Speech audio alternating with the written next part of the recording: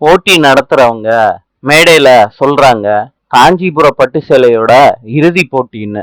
எல்லாரும் அவங்கவுங்க பட்டு புடவைய பிரசன்ட் பண்றாங்க. அங்க ஆனந்தியோட எதிரி ஆனந்தி எப்படி வின் பண்றாங்க நான் பாக்குறேன்னு சொல்லிட்டு ஆனந்தியோட புடவையில டிசைனை மாத்துறாங்க.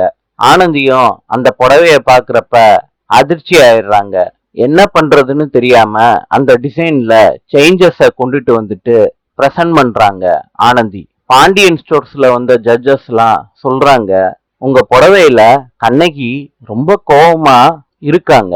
புடவைங்கிறது மங்களகரமான விஷயம், இதுல எப்படி இந்த டிசைனை போட்டீங்கன்னு ஆனந்தி கிட்ட ஜட்ஜஸ் கேக்குறாங்க.